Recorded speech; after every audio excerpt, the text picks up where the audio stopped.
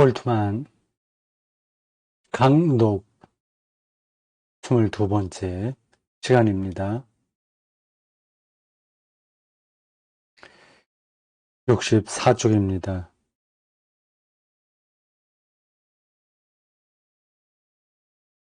자, 텍스트를 PPT 파일로 만든 것으로 보여드리겠습니다.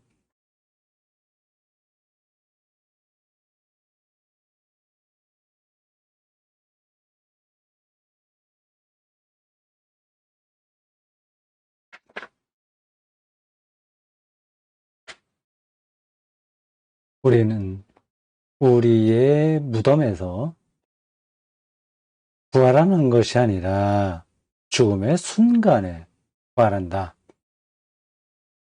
소제목에 또 달린 아래 부분의 첫 번째 소제목입니다. 무덤에서 부활하는 것이 아니라 죽음의 순간에 부활한다. 무덤에서는 어떤 일이 벌어질까요? 소멸되는 거죠. 우리는 죽을 때 죽으면서 곧장 모든 기능이 멈춥니다. 멈추는 정도가 아니라 소멸됩니다. 무덤에서는 그 일이 일어납니다. 앞단락에서 우리가 보았듯이 예수님은 무덤에서 우리와 같은 방식으로 육체가 소멸되지 않았다고 합니다. 그건 여전히 좀 비밀이에요. 우리는 예수님이 무덤에서 다시 좀 문장을 정리하겠습니다. 예수님의 무덤에서 예수님의 시체에 일어났던 것과 똑같은 방식의 일들이 우리에게는 일어나지 않는다는 겁니다. 그래서 무덤에서 부활하는 것이라고 말할 수는 없고요. 죽음의 순간에 부활한다. 이렇게 말할 수 있습니다. 죽음의 순간에 어떤 일이 벌어지는지를 알아야 되겠죠. 설명을 따라가 보겠습니다. 왜냐하면 우리의 죽음은 죽음은 죽는 일이고 죽음은 죽은 시체를 얘기하죠. 죽음은 빨리 부패하거나 화장으로 태워져도 남은 죄는 땅 속에서 금방 해체되기 때문이다. 이 문장이 조금 매끄럽지는 않네요. 죽음의 순간에 부활하는데 그 이유는 뭐뭐 같다 이렇게 얘기하는 거 아니겠어요? 뭐 대체적으로 어떤 뜻인지는 알겠습니다. 우리의 시체는 금방 해체된다. 앞에서 제가 예수님의 무덤에서 벌어졌던 현상과 다르다고 말씀드렸습니다. 우리의 죽음은 우리의 무덤에서 부활하는 것이 아니다. 우리가 영위했던 모든 생명은 우리가 죽은 순간에 아니라 죽는 순간에 하는 게 나을 것 같은데, 죽은 순간에 우리가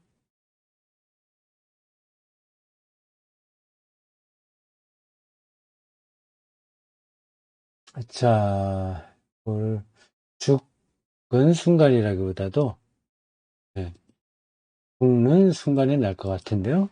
문장 맥락으로 볼 때 제가 보기에 그렇습니다. 죽는 순간에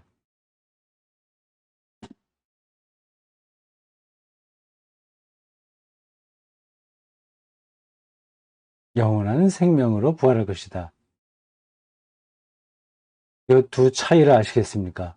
무덤에서의 부활과 죽는 순간에서의 부활 말입니다. 예수님은 무덤에서 부활하신 거고요. 우리는 무덤에서는 소멸되고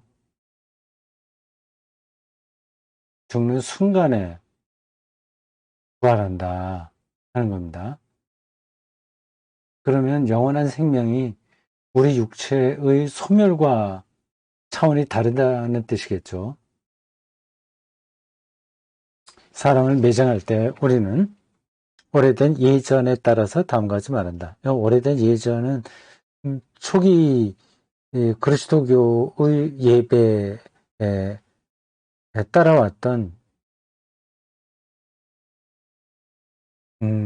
하나의 고백문 혹은 찬송이겠죠. 예전 리터지라고 합니다.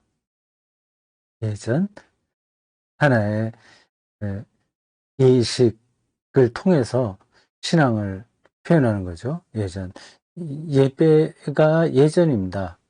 예전적으로 드려요. 하나의 형식, 전통적인 형식으로 하나님에게 영광을 바치는 의식이 예배죠. 출처가 어딘지는 나오지 않았네요. 그것까지 확인해 줬으면 좋을 텐데요. 나오지 않았습니다. 이게 어디 있을까요? 당신은 흙에서 나왔으니 흙으로 다시 돌아갈 것입니다. 이건 뭐 창세기에 나와 있는 문장이고, 우리 주 예수 그리스도는 마지막 날에 당신을 다시 일으켜 세울 것입니다.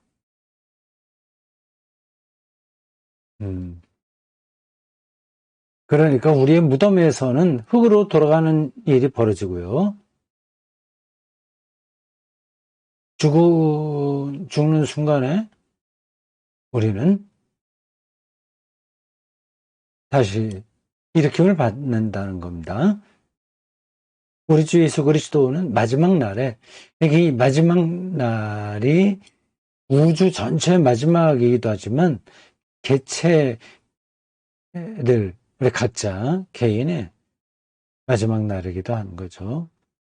근데 그게 어떻게 연관되냐 하는 거는 좀 생각해야 됩니다. 그 최후의 마지막, 그때가 지금 각자의 이 마지막에 이미 선취의 방식으로 들어와 있다. 이런 설명이 가능한데, 그또 개념적인 거라서 확 와 닿지 않을 수 있습니다. 죽는 순간이 지금 살아있는 여기에 이미 선취로 들어와 있다. 이렇게 말하는 거하고 비슷하죠. 그걸 느끼는 사람이 있고 느끼지 못하는 사람이 있습니다. 지금 우리가 어떤 방식으로 살든지 죽는 순간에 완전히 허무에 빠져서 죽는다면 지금 여기서 살아있는 동안 행했던 모든 것들은 다 그 허무가 이미 들어와 있는 겁니다. 아무리 겉으로 화려하고 그 에너지가 넘치는 것 같아도 허무한 거죠. 마지막이 허무하면 살아있는 삶도 허무한 겁니다. 이것은 무엇을 의미하는가? 시간이 끝나고 영원히 시작될 때, 이게 참, 시간이 끝난다는 말도 간단하지가 않잖아요. 우리는 시간 자체가 영원하다고 생각하면서 삽니다.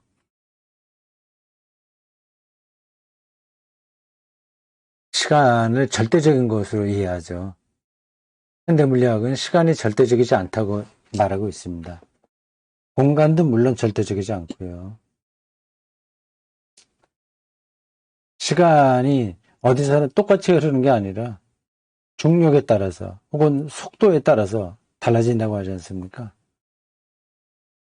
우주 어느 그 위치에서 1년이 우리에게는 1000년이 될 수도 있는 거죠. 그건 말장난이지 뭘 똑같은 거 아니냐 그래 생각하실 수 있는데 그렇지 않습니다. 시간이 끝나고 우리가 지금 이해하고 있는 이런 시간이 끝나고 그 끝나는 게 영원인 거죠. 영원은 엔들리스가 아니에요. 엔들리스. 무한하게 시간이 연속되는 게 아니라 시간의 차원이 달라진다는 겁니다. 어떤 사람에게는 하루가 너무 길잖아요. 뭐 아주 기쁜 소식을 기다릴 때는 내일 우리가 알 수 있다. 어디 뭐 시험 치고 합격자 발표를 내일 안다. 그러면 오늘 하루가 시간이 참 안 가죠.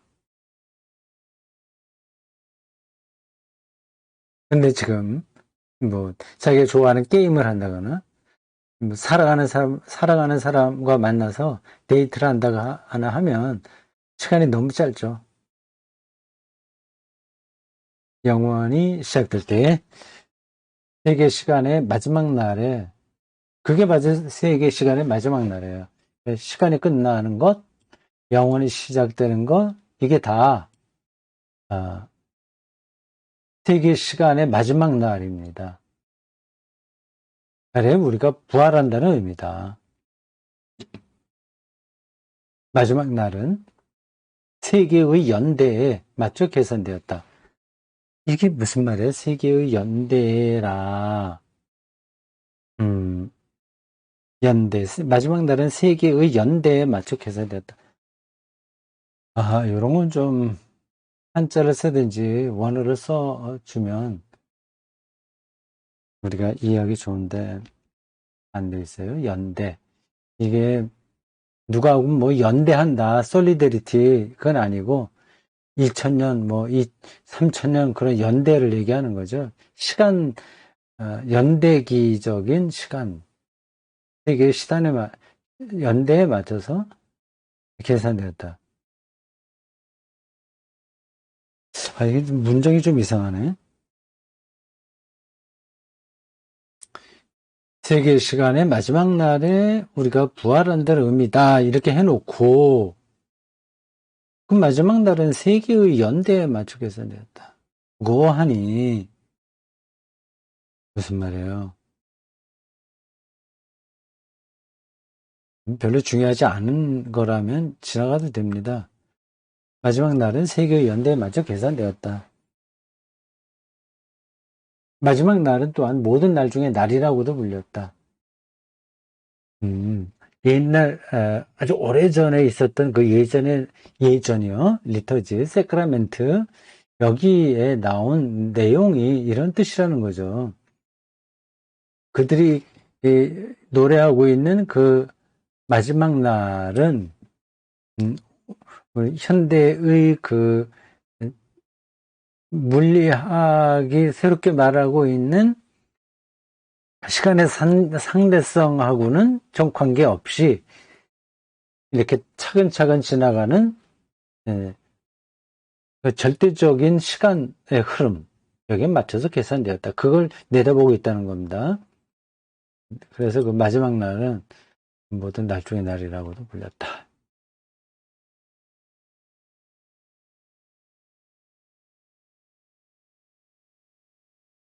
자, 그러나 나와 당신의 마지막은 언제인가? 기독교 전통에서 앞에서 나온 그 예전에서 볼 수 있듯이 그 마지막을 이야기하고 있는데 실제로 오늘 우리 개인 실존의 마지막 날은 언젠가 그런 질문을 해야 된다는 겁니다. 그래야 무덤에서 부활하는 게 아니라 죽는 순간에 부활한다는 말을 이해할 수 있는 거죠. 나와 당신의 생애는 언제 끝나는가? 언젠가는 분명히 오죠. 대답은 오직 다음과 같을 수밖에 없다. 우리가 죽는 시간이다. 그렇죠. 죽는 시간. 음, 당연히. 죽는 순간에 우리의 생애는 끝난다.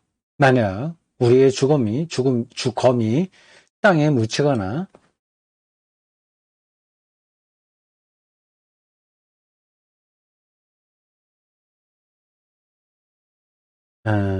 불에 태워진다면, 시체들은 그렇게 되어 있죠. 죽은 자들의 혼이 이미 부활했고, 깨어났다고 우리는 확신한다. 이게 갑자기 비약되는 표현이에요. 우리가 죽는 시간에 죽는데, 만약 우리의 죽음이 땅에 묻히거나 불에 태워진다면, 우리 시체가 이제 소멸되는 거죠. 죽은 자들의 혼이 이미 부활했고, 깨어났다고 우리는 확신한다. 좀 비약인데, 갑자기. 중간에 어떤 설명이 빠진 것 같아요. 좀 더 가보겠습니다. 혹은, 우리가 그렇게 확신해도 무방하다. 그건 동의합니다. 이런 주장에 동의하긴 하는데, 죽는 시간이다 해놓고, 이미 육체가 소멸되면서 우리의 혼이 부활했다고 얘기를 하니까 중간에 뭐가 빠진 듯하다는 겁니다. 따라서 우리는 무덤에서 다음과 같은 말을 덧붙인다. 무덤에서 다음과 같은 말을 덧붙인다기보다도 무덤 앞에 놓인 실존에 다음과 같은 말이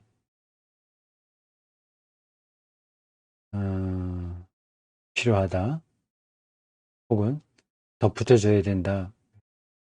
하여튼 그런 뜻입니다. 무덤에서 다음과 같은 말을, 이게 지금 무덤에서 부활이 아니라 죽는 순간에서의 부활을 얘기하는 거예요. 그러니까 무덤에서 우리의 육체가 소멸되는 그 사건이 분명한데, 근데 그 순간에 우리 영혼이, 우리 혼이 부활했다. 그래서 무덤 사건 앞에서 우리는 이렇게 말할 수 있다. 뭐냐? 예수 그리스도, 즉 우리의 주님은 당신을 다시 이렇게 세우셨습니다.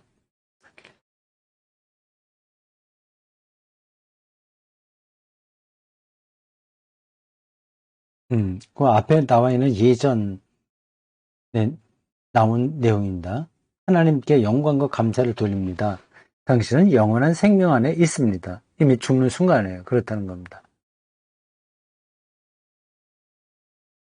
육체가 소멸되는 그 순간이 바로 우리가 부활하는 순간이다. 그 부활은 곧 영원한 생명 안으로 들어가는 거니까요.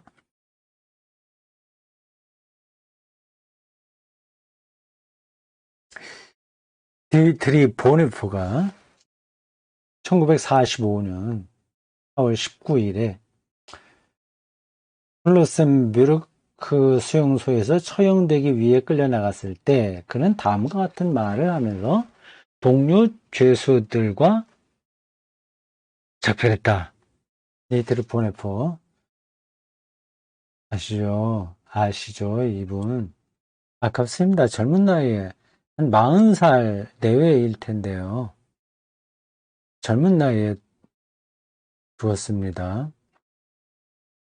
히틀러 제거하는 그 결사단체에 이름을 올렸다가 발각돼서 재판받고 형장의 이슬로 사라졌습니다. 정말 안타까운 일이었어요. 20세기의 순교자 명단에 올라가 있습니다.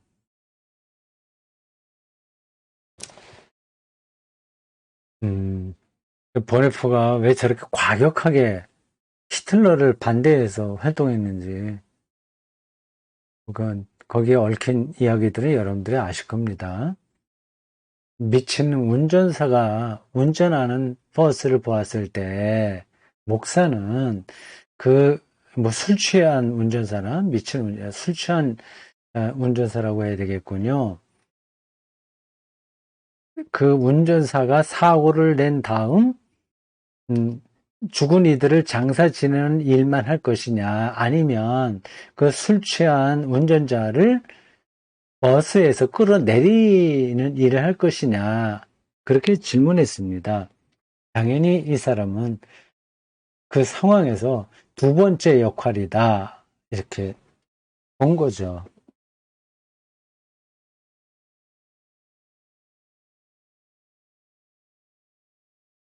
이렇게 얘기했습니다. 이것은 마지막이지만 나에게는 영원한 생명의 시작이다. 아, 이런 정도까지 영성이 아, 아주 예민할 수 있다면 행복한 사람입니다. 우리는 발버둥 치잖아요. 죽음 앞에서. 그리고 젊은 나이였었는데 자신에겐 영원한 생명의 시작이다. 말하네요. 저도 당연히 그래 생각을 합니다.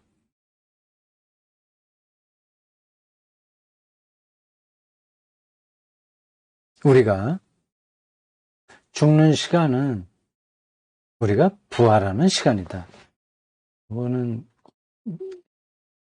기억해 두시기 바랍니다. 이 문장.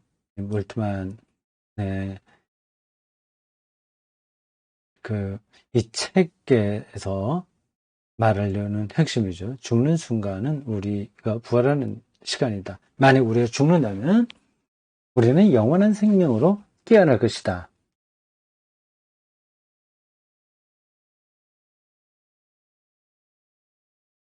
네. 실감이 안 될 수도 있어요. 네, 뒤에 나오겠지만 씨와 꽃 관계를 생각하시면 됩니다. 씨앗이 죽으면 그는 소멸되는 거죠. 그 소멸을 통해서 오히려 꽃이라는 생명을 일으키는 거죠.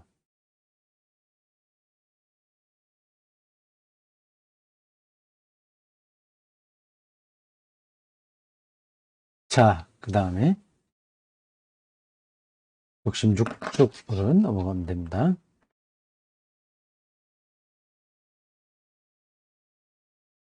죽음의 고통은 영원한 생명으로 탄생하기 위한 고통이다. 음, 너무 문장이 딱딱 끊어졌네요. 무슨 뭐 아포리즘처럼 들립니다. 근데 흐름보다는 문장 하나하나에 무게를 담아서 글을 쓰고 있네요. 죽음의 고통은 영원한 생명으로 탄생하기 위한 고통이다. 아, 이렇게 죽음을 받아들일 수 있어야 되겠어요. 죽음의 고통. 몸이 아픈 건 물론이지만, 살아가는 사람들과의 단절, 자기가 완전히 잊혀진다는 사실에 대한 두려움, 뭐 등등이 다 포함되죠. 그런 고통은 오히려 영원한 생명으로 탄생하기 위한 고통이다. 여기까지는 우리가 이해하는데 크게 어렵지 않습니다. 그리고 굳이 기독교인 아니라고 하더라도 이런 설명을 뭐 극구 반대하지 않을 사람은 교회 밖에 있는 사람들 중에서 많이 있을 겁니다. 이 뒤에 몰트만이 이 부분을 얼마나 자세하게 설명할지 모르겠지만 여기서 문제는 영원한 생명으로 탄생하는데 예수 그리스도에 대한 믿음이 절대적이냐 아니냐 하는 거죠. 만약 우리의 주검이 모든 신체와 함께 죽고 부패한다면 씨앗이 부패하듯이 우리가 영위했던 모든 생명, 아버지로, 남편으로, 아내로, 딸로, 친구로, 교회 교우들로, 등등 모든 생명, 우리의 살아있는 혼은 영원한 생명을 위해, 영원한 생명, 이 책 제목에 나와 있는 겁니다. 영생이 영원한 생명. das ewige Leben, ewige Leben, 영원한 생명을 위해 새로운 몸을 입고 부활할 것이다. 새로운 몸이라는 게 중요합니다. 지금과 같은 몸으로 다시 돌아오는 게 아니에요. 이거는 이미 썩어서 해체됐기 때문에 돌아오지 않습니다. 새로운 몸을 입어요. 요 대목에서 다시 또 궁금증이 앞에서 한 건데 나옵니다. 생기네요. 그러니까 예수의 몸은 새로운 몸이 아니란 말인가? 새로운 몸이겠죠, 당연히. 근데 그의 몸은 썩지 않았다는 거 아니겠습니까? 썩지 않고서 새로운 몸이 될 수 있나요? 그렇게 됐으니까 오직 그분에게서만 부활이 유일적으로 발생했다고 말하는 거겠죠. 부활한 새 몸,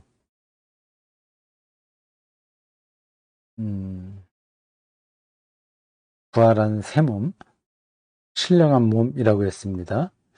신령한 몸, 말이 신령하다는 게요. 영적이라는 뜻입니다. 이걸 이렇게 단어를 붙이는지 모르겠어요. 성경 번역도 그렇게 하는데 그 영적인 몸 해야 되는데 신령하다고 잠깐 말해요. 신령하면 조금 우리나라 말로는 그 뉘앙스가 오해의 소지가 있습니다. 뭐 산신령처럼 생각이 될 수 있거든요. 신령하다. 헬라어로 푸뉴마티콘? 그런 뜻이 푸뉴마에서 나오는 겁니다. 그럼 영이죠, 영.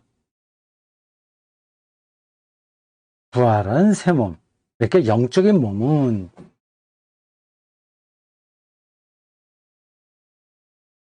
씨앗이 아니라 꽃과 같은 몸이겠죠. 그걸 다른 말로 붙일 수 없어서 또 구체화할 수 없어서 영적인 몸이라고 하는 겁니다. 이 몸은 하나님의 생명력 안에서 완전히 살아있는 몸이 될 것이며 하나님의 영광 속에서 부활한 그리스도의 변모된 몸과 같아질 것이다.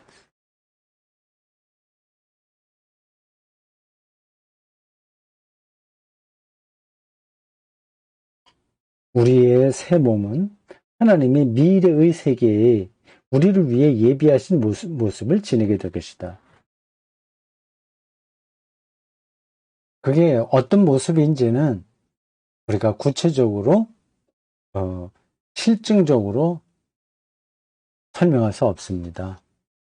씨라는 범주 안에서만 우리가 생명을 경험하기에 씨와 차원이 완전히 다른 꽃을 상상할 수 없는 거죠.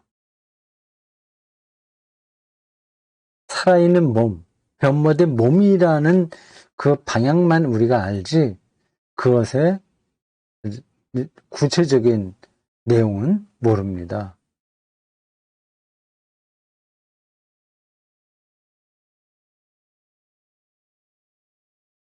다음에 헤세의 시가 나오네요. 죽음의 순간에는 아마도 새로운 공간이 우리를 맞이할 것이다. 우리를 부르는 생명의 외침은 결코 끝나지 않을 것이다. 마음아, 평안히 이별하여라. 그리고 건강하여라. 이렇게 번역을 했을까? 마음아가 뭐야 이게? 우리가 보통 이런 거는 잘 안 쓰잖아요. 마음아? 그럼 뭘 얘기하는 걸까요? 마음아? 음, 넘어갑시다. 우리의 영혼을 가리키는 것 같은데, 굳이 마음이라고 했는지는 제가 잘 모르겠어요. 헤르만 헤세가 지은 이 유명한 시는 단지 불교적으로 해석될 뿐만 아니라 그리스도교적으로도 해석될 수 있다.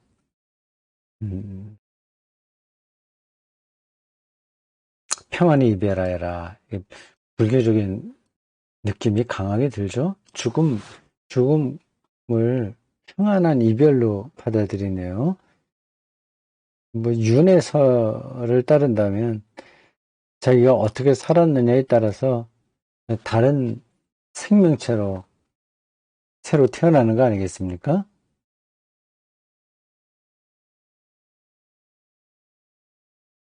이게 불교적인 가르침이긴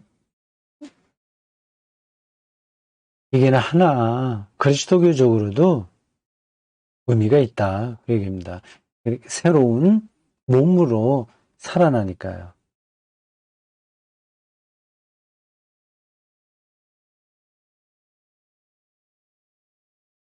음,